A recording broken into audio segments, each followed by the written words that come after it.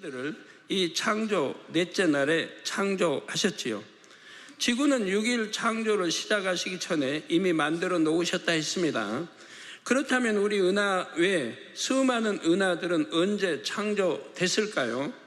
우주가 대폭발에 의해 생긴 것이 아니라 하나님께서 창조하셨음을 알 수 있는 어떤 증거가 있을까요? 증거가 있다면 그것은 무엇일까요? 또한 지구의 생물이 살기 위해서는 큰 광명인 태양의 빛으로 충분할 것 같은데 왜 굳이 작은 광명인 달도 만드셨을까요? 해와 달과 별이 창조된 후에 지구에는 그 전과 달리 어떤 변화가 생겼을까요? 이런 모든 의문에 대한 답을 찾아서 이 시간부터는 저와 함께 저 광활한 우주로 여행을 떠나 보겠습니다. 여행을 떠나는데요, 좀 어려워요. 개념, 수학 개념이나 여러 것들이 생소하면 어렵습니다. 이해를 해주세요. 먼저 우주가 얼마나 광대한지를 느낄 수 있는 사진 한 장을 함께 보시겠습니다. 이 사진은 탐사선 보이저 1호가 1990년 6월 명왕성 부근에서 지구를 촬영하여 보내온 것입니다. 보이십니까? 점? 제가 이 지구는 하나의 점만도 못하다 하죠. 이 우주에서만 해도 점의 크기도 안 된다 그럽니다. 근데 저거는 우주에서 본 것도 아니고 우리 태양계 안에 있는 명왕성에서 봤는데도 지구는 하나의 점 크기밖에 되지 않는다 이 말이에요. 여러분 찾아보기 어렵죠? 한번 찾아보세요. 좀 지구를. 지금 태양계, 우리가 사는 태양계 안에 명왕성에서 찍은 거예요. 그런데도 점 정도밖에 안 된다 이 말이에요. 찾아보세요 얼른. 보입니까? 보여요? 예, 지구를 촬영해 보내온 것입니다. 1977년 9월 발사 후 12년 9개월 만에 이 사진을 보내왔고 12년 9개월 만에 이제 도착을 한 거죠. 명왕성에서 보내왔고 약 33년이 지난 2010년 4월에도 데이터를 보내왔습니다. 보셨어요? 점을 두른 원. 저는 화면이 적어서 그러나? 예. 보이죠? 원 안에 점. 예. 저렇게 우리 태양계 안에서도 명왕성에 봐도 지구는 점으로밖에 안 보여요. 그렇게 지구는 적다 이 말입니다. 그러니 우주에서 본다고 하면 이건 보이지도 않아요. 이 태양계보다 수천만 배, 10억만 배가 큰 우주에서 지구를 본다면 뭐 보이겠습니까? 전혀 보이지도 않죠. 여러분은 저 사진 속에서 지구를 찾을 수 있겠는지요? 이 사진의 별칭은 창백한 푸른 점이라고 합니다. 광활한 우주 공간에서 지구는 희미한 빛을 내는 작은 점에 불과함을 알 수가 있지요. 이것은 지구에서 약 64억 킬로미터 떨어진 거리인 태양계의 가장자리에서 바라본 지구입니다. 이 태양계요, 여러분이 이제 이 태양계도 이런 광활한 64억 킬로미터 떨어진 거리인 태양계 가장자리에서 본 지구인데 이 태양계도 우주에서 보면 하나의 점에 불과합니다. 그러니까 우주가 얼마나 광활하다는 게 여러분 알 수 있죠. 우주에서 보면 하나의 점에 불과해요. 태양계는 전 우주 공간에서 지구가 속해 있는 작은 점일 뿐입니다. 겨우 그 작은 점의 가장자리에서 지구를 보았을 뿐인데도 지구가 저렇게 작게 보이는 것입니다. 그러면 태양계 너머에는 무엇이 있을까요? 은하계가 있지요. 지구가 속해 있는 우리 은하는 지름이 빛의 속도로 약 10만 년을 가야 하는 거리. 그 은하, 우리 지구가 속해 있는 은하, 지구가 속해 있지 않은 은하도 많단 말이에요. 이 지구가 속해 있는 우리 은하는 지름 알죠? 지름이 빛의 속도로 약 10만 년을 가야 하는 거리라 이 말입니다. 이 지름이 10만 년, 빛의 속도가 1초에 똑딱 하는 사이에 30만 킬로를 간단 말이에요. 빛이 똑딱할 때. 그것도 잘 안 되시면 지구를 7바퀴 반을 돈단 말이에요. 똑딱할 때 지구, 빛이 그렇게 빠른 속도로 10만 년, 1년, 2년, 3년, 4년, 5년에서 10만 년을 가야 하는 거리라 이 말이에요. 그러니까 우리 은하가 얼마나 넓다 하는 걸 알 수가 있죠. 네, 좀 이렇게 머리 아프죠? 상상하기 싫죠? 그래서 빛의 속도로 약 10만 년을 가야 하는 거리, 즉 10만 광년이라고 합니다. 예, 빛이 1년간 가는 그 이제 시간을 1광년, 뭐 1광년? 1억 광년? 저도 헷갈리네요. 그래서 10만 광년을 달려가야 한다 이 말이에요.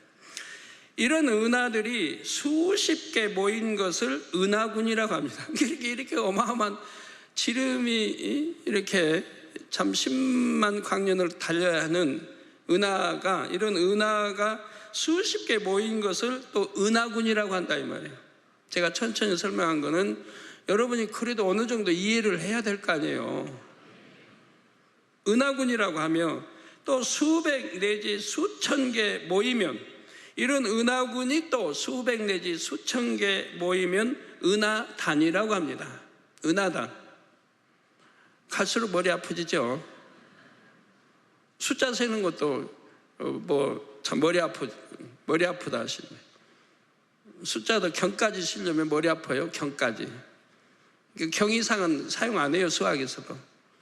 단 10억, 천만, 10만, 100만, 1000만, 억, 10억, 100억, 1000억, 2000억, 3000억, 4천, 5천, 6천, 7, 8천, 9, 조 위에 경이란 말이에요.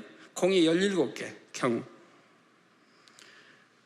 예, 그래서 수백 내지 수천 개 은하군이 모인 것을 은하단이라고 합니다. 또한 이런 은하단이 여러 개 모인 것을, 그것도 이렇게 넓은 은하단이 또 여러 개 모인 것을 초은하단이라고 하죠. 초은하단. 이 정도가 천문학자들이 분류한 우주 공간입니다. 이렇게 말로 설명할 수는 있지만 여러분은 그 넓이가 상상이 되시는지요? 우리 은하만도 이쪽 끝에서 저쪽 끝으로 가려면 빛의 속도로 약 10만 년을 가야 하는 거리라는데, 이 거리도 사실 상상이 잘 안 되지요. 하물며 은하군의 넓이, 은하단의 넓이는 상상하기가 더 어렵습니다. 그래서 은하단의 뭐 초은하단이 아니라 해도 은하단의 거리만 해도 빛으로는 그 계산이 안 나와요. 빛으로 달려도 백만 년, 아주 그 이상 아주 계산이 안 나와요. 지금 말씀드린 우주 공간의 유구세계, 곧 첫째 하늘의 일부만을 얘기한 것입니다. 그것도 우리가 있는 이 첫째 하늘의 일부만을 계산한 것이라 이 말이에요. 이렇게 광활한 첫째 하늘 외에 또 다른 하늘들이 있지요. 또 다른 하늘들이. 영의 세계에 속한 둘째 하늘, 셋째 하늘, 넷째 하늘도 있습니다. 하나님께서는 이 모든 하늘들을 함께 통치하시고 다스리십니다. 원래는 이 하늘들은 하나였는데 이들 근본의 우주라 한다 했지요. 근본의 하나님께서는 소리를 머금은 빛의 형태로 근본의 우주에 퍼져 계셨습니다. 그러던 중 어느 시점이 되자 근본의 하나님께서는 인간 경작을 위해 영계의 정점으로 응집하셨지요. 이로 인해 영적인 빛의 강도와 영적인 밀도가 서로 다른 4개의 우주가 생겼습니다. 영적인 빛의 강도와 밀도는 영계의 정점에 가까운 곳일수록 높으며 정점에서 먼 곳일수록 낮지요. 원래 하나였던 근본의 우주가 총 4시 되었습니다. 하나님께서는 이 4개의 우주를 각각 첫째 하늘, 둘째 하늘, 셋째 하늘, 넷째 하늘이라 하셨지요. 이 중에서 첫째 하늘이 바로 우리가 살고 있는 육의 공간인 우주인 것입니다. 앞서 이 첫째 하늘이 넓이가 사람이 상상하기 어려울 만큼 매우 넓음을 말씀을 드렸습니다. 그런데 성도 여러분, 이렇게 광활한 첫째 하늘, 즉 유구 세계도 영의 세계의 넓이에 비하면 매우 작다는 사실입니다. 이게 답답하죠. 이렇게 계산도 안 나오는 이 넓은 이 첫째 하늘도, 유구의 세계도 영의 세계의 넓이에 비하면 매우 작다 이 말입니다. 유구 세계와 영의 세계의 크기를 확연히 느낄 수 있도록 한 가지 비유를 들어 드리겠습니다. 개미에게 제주도만한 땅을 주었다고 합시다. 개미는 그 땅이 얼마나 넓은지를 모를 것입니다. 계산이 나오겠어요? 개미가 제주도가 얼마나 넓은지. 개미가 생각할 수 있다면 그저 가도 끝이 없다고 생각될 정도로 광활하게 느껴지겠지요. 그런데 제주도는 지구 전체 면적 중에서 지극히 일부에 불과합니다. 지구 전체 면적이 얼마나 적어요. 그러니 만일 개미에게 지구 전체 면적을 얘기해 준다 해도 개미는 그 크기를 상상할 수 없을 것입니다. 여기서 개미는 우리 사람을 비유했습니다. 또한 제주도는 육의 세계인 첫째 하늘이지요. 지구에서 제주도만큼만 유구 세계이며 나머지는 전부 영의 세계라 할 수가 있습니다. 이게 천천히 하는데도 혹여 헷갈리시는지요? 이해는 되세요? 잘 들으세요. 이게 딴 잡념 가지시면 놓치니까. 따라서 영의 세계가 얼마나 광활한지를 알 수 있는 것입니다. 물론 유구 세계와 영의 세계의 크기 비율이 정확하게 제주도와 지구만큼만은 아닙니다. 그 정도로 크기가 차이남을 알기 쉽게 비유한 것이지요. 영의 세계에 비하면 매우 작은 유구 세계의 한 지점에 하나님께서는 인간 경작을 위해 먼저 지구를 창조하셨습니다. 그리고 창조 넷째 날이 되자 태양과 태양계의 다른 행성들과 위성들을 만드셨지요. 또한 우리 은하계의 별들을 만드셨습니다. 그러면 우리 은하계 밖에 있는 수많은 별들, 곧 다른 모든 천체들은 언제 만들어졌을까요? 여러분 이런 말씀을 들으면 하나의 그냥 지리 공부, 무슨 공부? 여하튼 하나의 그냥 공부라고 생각하지 마시고 한번 믿음으로 키워봐요. 믿음으로.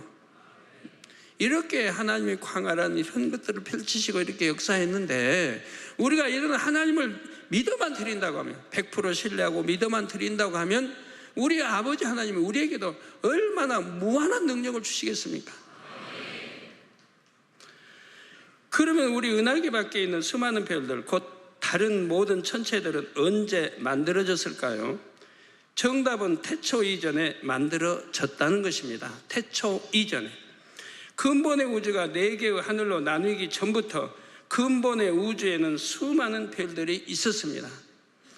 텅 빈 드넓은 공간의 근본의 하나님, 곧 소리를 머금은 빛들만 있었던 것이 아니지요.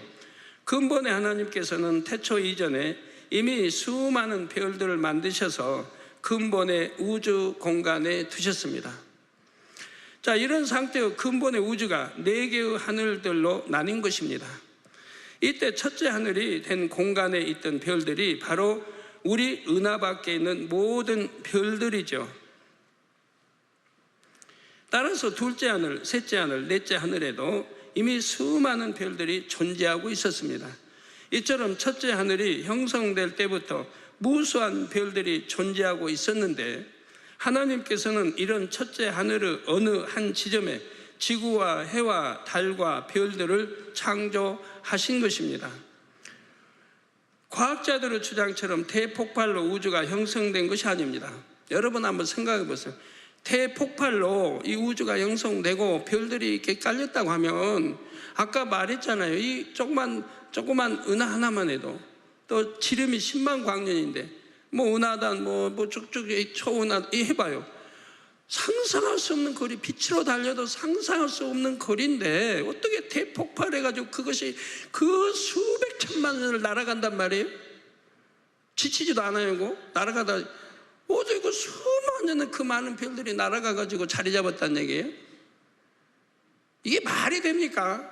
우리 과학자 되신 분들, 우리 교수님들, 박사님들, 이게 말이 돼요? 이렇게 광활한 우주에 펼쳐진 이 별들이 대폭발로 인해 가지고 계속 날아가서 지금 자리 잡은 별들로 날아가가지고, 그러니까 연수로 따져도 이 빛의 속도로 달려간 일광년, 이 연수로 따져도 수천만 년 광년을 계속 날아가가지고 지금 별 보는 별들이 자리 잡았어요. 우리 다음 주에도 설명이 됩니다만은 도저히 있을 수도 없는 것들을 생각해가지고 만들어내서 대폭발로 뭐 이렇게 했다고 하니 이게 말이 됩니까? 얼마나 답답해요. 그러니까 아버지 하나님은 저희에게 이렇게 알 수 있도록 설명을 해주시는 거 아니에요? 하나하나를 창세기를 통해서 다 풀어주시는 거 아니에요? 뭐 공룡도 마찬가지고. 그래, 과학자들의 주장처럼 대폭발 우주가 형성된 것이 아니라 이 말입니다. 과학자들이 대폭발을 주장하는 데는 나름대로 근거가 있지요. 과학기술이 발달하자 우주 공간이 정체된 것이 아니라 계속 팽창하고 있음을 알게 되었습니다. 지구에서 다른 은하들을 관찰해 보니 다른 은하들이 지구로부터 계속 멀어졌지요. 과학자들은 이 사실을 근거로 이론을 만들었습니다. 현재의 우주가 팽창하고 있으니 과거에도 팽창했을 것이다. 그리고 그 몇십 년, 몇백 년의 팽창 뭐 얼마나 했다고 그게 참 측정이 어떻게 참 답답하기 짝이 없습니다. 과학자들이 말하면 그게 맞습니까? 또 몇 년이 지나고 또 몇십 년이 지나면 또 바뀌는 걸로 이론이 자꾸 바뀌잖아요. 우리 초등학교 때는 지리의 별이 이 우주 안에 별이 뭐 3억 개인가 이렇게 배웠어요. 3억 개. 자연과학 이 책에. 근데 3억 개가 무슨 말입니까? 그 별의 숫자를 헤아릴 수 없이 많은데 옛날에는 그랬다 이 말이에요. 저희 초등학교 때는 그랬다 이 말이에요. 그러니까 50년대죠. 그러니까 세월이 지나면 또 바뀌고 과학자가 연구한 게 또 바뀌고 이론이 또 바뀌고 자꾸 한다 이 말이에요. 시간을 거슬러 올라간다면 우주는 현재보다 훨씬 작았을 것이다. 그리고 최종적인 과거의 어떤 시점에서 우주는 마침내 작은 점처럼 작았을 것이다. 그렇게 점처럼 작았던 우주에서 어떤 계기로 대폭발이 일어났고 그 후 계속 팽창하여 오늘날의 우주가 됐다. 바로 이것이 그 유명한 빅뱅 이론이지요. 이 빅뱅 이론이 정립되는 수십 년간 이 분야에서 여러 명의 노벨상 수상자가 배출되기도 했다 합니다. 이런 사실만을 본다면 빅뱅 이론은 매우 근거가 확실하고 확고부동하게 정립된 이론처럼 보이지요. 그러나 빅뱅 이론은 아직도 불완전한 상태입니다. 이 이론이 처음 거론된 후 계속 수정되어 왔고 앞으로도 관측 결과에 따라서 얼마든지 수정될 수가 있습니다. 또한 아무리 과학기술이 발달한다 해도 결코 사람이 설명할 수 없는 분야가 있습니다. 그것은 빅뱅 이론이 대폭발 최초의 순간을 설명하지 못한다는 사실입니다. 빅뱅 이론은 최초의 대폭발부터가 아니라 대폭발이 있은 후 어느 정도 지난 다음부터 설명이 시작되는 이론이라는 말이죠. 다시 말해서 대폭발의 여파에 대해서는 수학과 물리학을 총동원하면 나름대로 이론적인 설명을 할 수가 있습니다. 그런데 빅뱅 이론이 진짜 옳다면 대폭발의 여파가 아니라 대폭발의 순간을 설명할 수 있어야 합니다. 그러나 지금까지 어떤 학자도 바로 대폭발의 순간에 대해서는 설명하지 못합니다. 이 분야는 앞으로 과학기술이 발달한다 해도 설명할 수 없는 분야임을 과학자들도 인정하고 있지요. 육의 지식으로는 거기까지밖에 설명할 수가 없기 때문입니다. 이처럼 유구 이론으로는 하나님의 창조 역사를 결코 설명할 수 없는 것입니다. 인간이 어떻게 창조돼 나오는지 설명이 안 되잖아요. 예를 들어서 왜 수많은 짐승, 새, 모든 게 있는데 왜 우리 인간만은 하나님을 찾고 있는지 과학으로는 입증이 안 되잖아요. 저희는 다 설명할 수 있는데 왜 우리는 인간은 하나님을 찾을 수 있는지. 그러나 짐승은 아무리 영리한 원숭이라 해도 10년, 20년 죽을 때까지 교육시켜봐요. 하나님에 대해서 아는가? 모른다 이 말이에요. 우리 어린아이들은 태어나서 그냥 아장아장 걸을 때 벌써 가르쳐주면 아는데. 예, 그래서 유괴의 이론으로는 하나님의 창조 역사를 결코 설명할 수가 없습니다. 그러면 한 가지 의문이 드실 수 있지요. 과학적인 관찰 기록에 의하면 우주가 팽창하는 것은 사실인데 그것은 왜 그럴까 하는 것입니다. 하나님께서는 왜 첫째 하늘의 우주를 정체된 공간이 아니요 팽창하는 공간으로 창조하셨을까요? 그 이유는 이 유구 공간이 팽창함으로 인해 정화작용이 일어나게 하기 위함입니다. 정화작용을 하나님이 시키시는 것이라 이 말이에요. 지구의 3분의 2를 차지하는 바다도 지구라는 큰 그릇에 고인 물이라 할 수가 있습니다.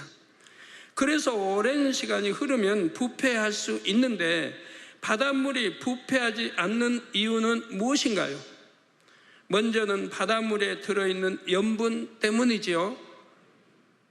또 한 가지 중요한 이유는 밀물과 썰물로 바닷물이 늘 움직이므로 부패되지 않을 수가 있습니다. 달도 더 높아도 안 되고 더 낮아도 안 돼요. 지금 있는 위치에서.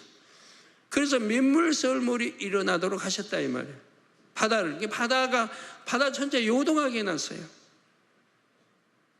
그래서 이 염분도 그냥 가라앉지 않고 염분도 바다와 함께 입술로 이렇게 움직이는 거고, 그리고 부패되지 않도록 바닷물을 밀물 썰물을 통해서 역사해 놓으셨다.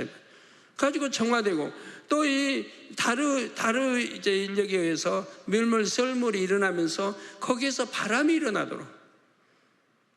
일어나면서 온도, 습도를 조절하게 해놨어요. 바람이 일어나게 하고, 그리고 온도와 습도. 그래서 여러분 밀물, 썰물 들어오는 게 밀물이에요. 밀물이 들어올 때 바람도 같이 오죠. 바닷가에서 밀물 들어올 때 서 있어 말고 바람도 시원하게 불어지지. 그래서 그 물을 이제 밀어오는 거 봅니다. 그래서 바닷물이 움직임으로 부패되지 않을 수가 있다 이 말입니다. 이처럼 첫째 하늘도 정체되면 안 되고 계속적인 움직임이 있어야 합니다. 통풍이 잘 안 되는 공간에 오랫동안 있으면 공기가 탁해지는 것을 느낄 수가 있지요. 모든 하늘들을 통치하시는 하나님께서 보실 때 첫째 하늘은 비교적 좁은 공간입니다. 그래서 공간이 계속 팽창하게 하심으로 스스로 정화될 수 있게 하셨다는 것입니다. 그래서 자전도 하고 공전도 하고 움직이기도 하고 여러 작용을 하게 하신 걸 볼 수가 있습니다. 그런데 인간 경작이 맞춰지면 이 첫째 하늘은 닫히게 되지요. 이에 대해 계시록 21장 1절에 또 내가 새 하늘과 새 땅을 보니 처음 하늘과 처음 땅이 없어졌고, 지금 우리가 보는 이 처음 하늘과 처음 땅이 없어졌고 바다도 다시 있지 않더라 했습니다. 여기서 처음 하늘과 처음 땅은 우리가 살고 있는 첫째 하늘의 공간을 가리키죠. 인간 경작이 맞춰지고 대심판까지 끝나면 첫째 하늘은 더 이상 필요가 없습니다. 그런데 첫째 하늘, 곧 육의 공간도 근본의 우주에서 나뉜 공간이기에 완전히 소멸되지는 않습니다. 하나님께서 첫째 하늘로 통하는 문을 닫아 두실 뿐이지요. 사랑하는 성도 여러분, 이 시간 본문 말씀에 보면 하늘의 궁창이란 표현이 여러 번 나옵니다. 하늘의 궁창에 광명 곧 해와 달이 있게 하셨고, 또 하나님이 별들을 만드시고 그것들을 하늘의 궁창에 두셨다 했지요.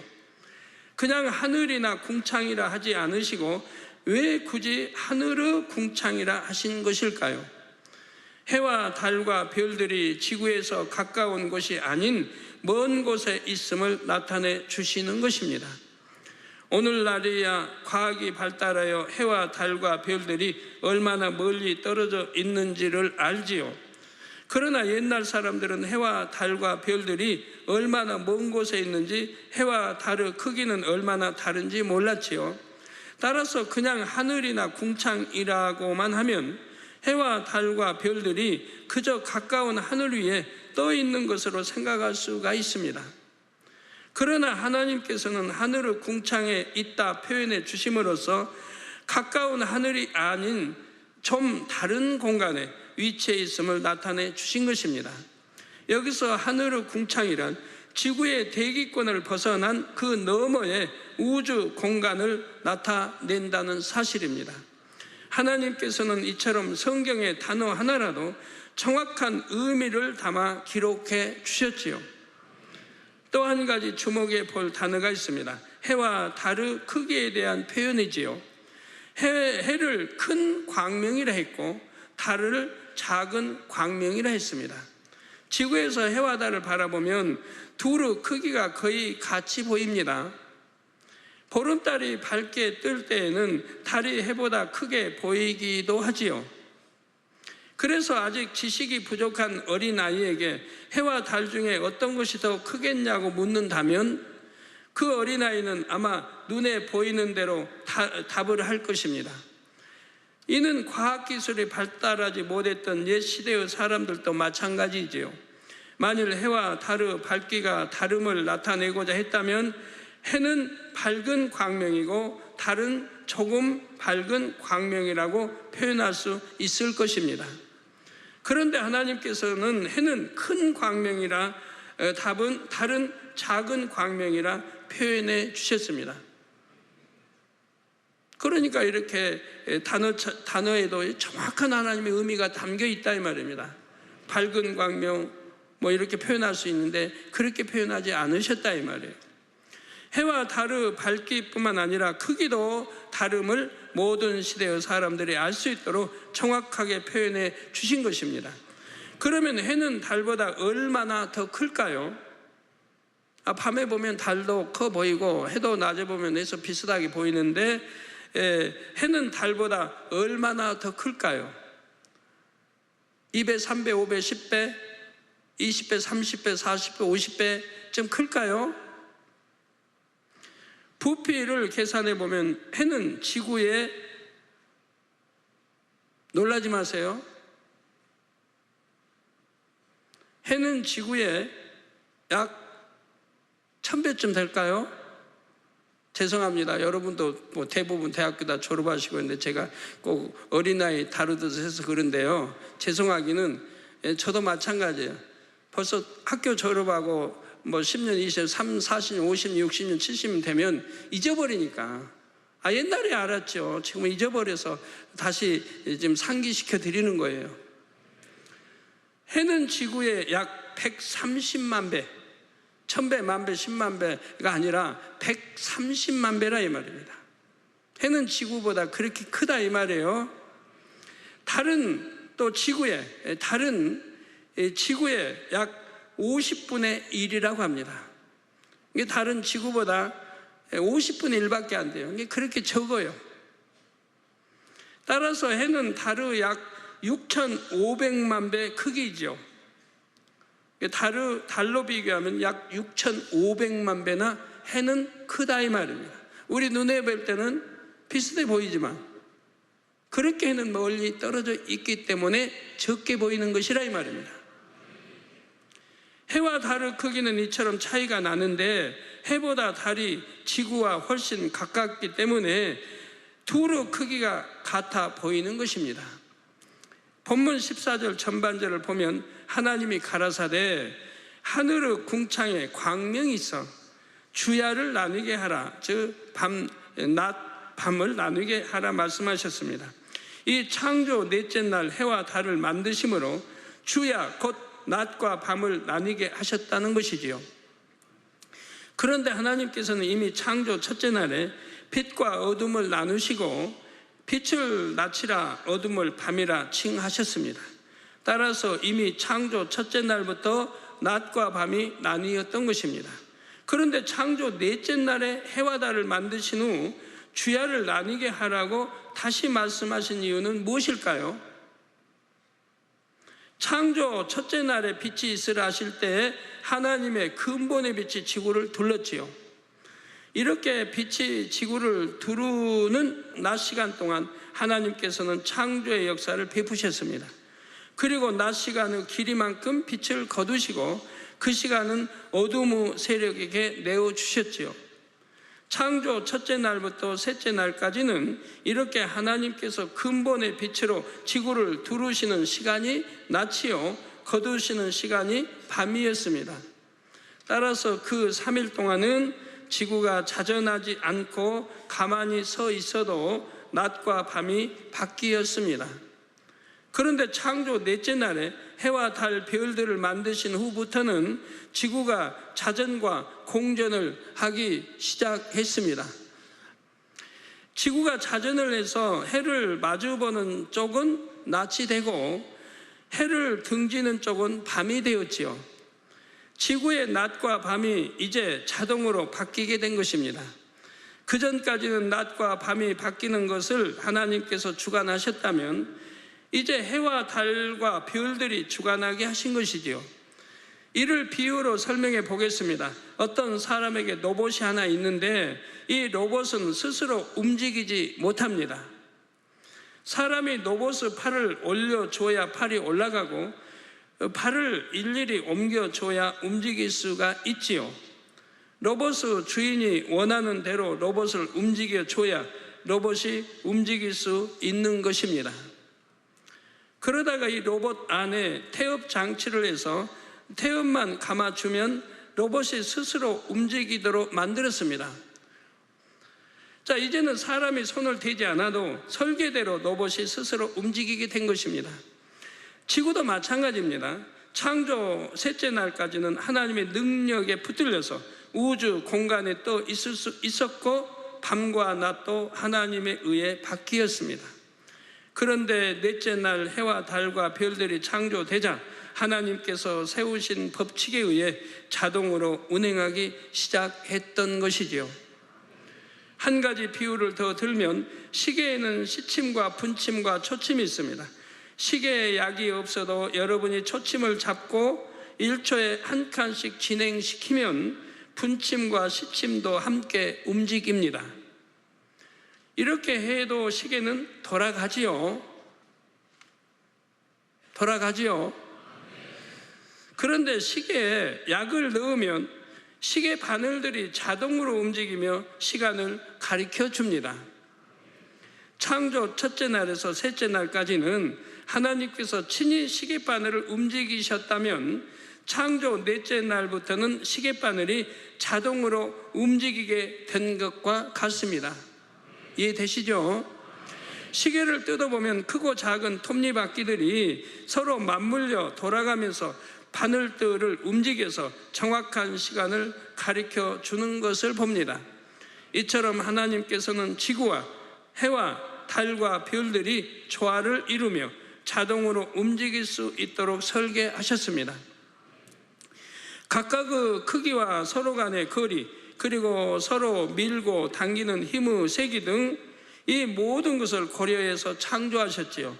해와 달의 크기가 지금보다 조금만 크거나 작아도 지구에는 생명체가 살 수가 없습니다. 또 해가 더 멀다면, 지구보다 더 멀다면 다 얼어 죽을 수밖에 없고요. 또 해가 더 가깝다면 더워서 못 살 거고요. 얼마나 정확한 위치에 하나님이 놓으셨고 달도 정확한 위치에 놓으셨습니다. 그래서 일시 모든 것이 되게 했고 그리고 밤만 주관한 게 아니라 또 이제 민물 썰물을 일으키고 그래서 바람을 일으키고 온도 습도를 조절하고 다 해놓으셨다 이 말이에요. 어떻게 이렇게 하나님이 전부 배분에 정확하게 설계해서 해놓은 걸 가지고 그냥 대폭발로 인해서 이렇게 되고 그렇게 웃기는 소리 합니까 도대체가? 그리고 그 많은 별들 우주가 있는데 왜 지구에만 유독 생명체가 살고 있고요.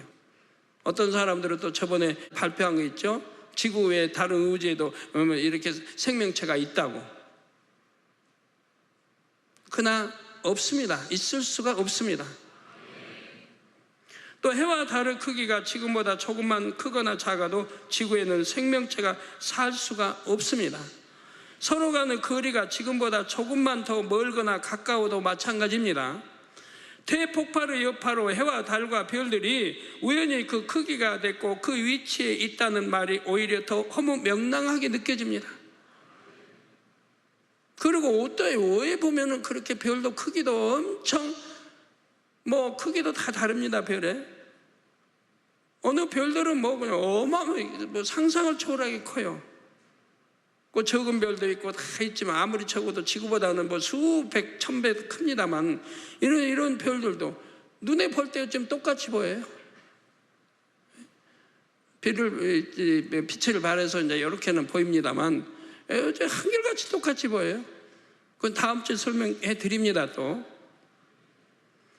고도의 지혜와 지식을 가진 창조주가 처음부터 그렇게 설계했고 만드셨다고 밖에 설명할 수 없는 증거들이 많이 있습니다. 해와 달과 별들에 담겨 있는 하나님의 창조의 증거들은 다음 시간에 말씀드리겠습니다. 그리고 하나님께서 해와 달과 별들에게 주신 각각의 사명에 대해서도 다음 시간에 말씀드리겠습니다. 결론을 말씀드립니다. 사랑하는 성도 여러분, 이 시간은 창조 넷째 날의 역사를 일부 말씀드렸습니다. 우리가 발을 딛고 살고 있는 지구는 첫째 하늘인 유구 우주 공간 가운데서 너무도 작은 행성에 불과하다 했지요. 바닷가의 무수한 모래알들 가운데서 모래 한 알에 비할까 말까 할 정도입니다. 첫째 하늘 안에서만도 이런데 영의 세계 전체 크기에 비한다면 그 존재를 논할 수도 없을 것입니다. 하나님께서 창조하신 이 세계의 광대함을 안다면 중심에서 하나님을 경외하고 높이게 됩니다. 시편 8편 3절에 4절에 시편 기자는 주의 손가락으로 만드신 주의 하늘과 주의 베풀어 두신 달과 별들을 내가 보오니 사람이 무엇이간데 주께서 저를 생각하시며 인자가 무엇이간데 주께서 저를 권고하시나이까? 라고 고백했지요. 우리 아버지 하나님께서는 광대한 우주에서 티끌만한 지구에 사는 인생들을 늘 생각하며 다양한 방법으로 사랑의 권고를 하십니다. 그 광활한 우주의 무수한 천체들 가운데서 유독 지구를 주목하고 계시지요. 왜 그러시는 것일까요? 바로 아버지 하나님의 참 자녀들이 이 지구에서 나오고 있기 때문입니다. 이 지구를 택하여 모든 해와 달, 별, 바다, 육지, 풀, 새, 꽃, 짐승 다 만들어 놓으시고 인간 경작을 하기 원하셨기 때문에 이렇게 해놓으셨다. 그래서 경작하는데 공기가 필요하고 해도 필요하고 모든 거 다 필요한 대로 물도 필요하고 다 해놓으셨다 이 말이에요. 인간 경작을 통해 아버지 하나님의 마음을 깊이 이해하며 중심에서 하나님을 경외하는 참 자녀들, 하나님과 진실한 사랑을 주고받으며 영원히 함께 살아갈 참 자녀들이 바로 이 땅에서 나오고 있습니다.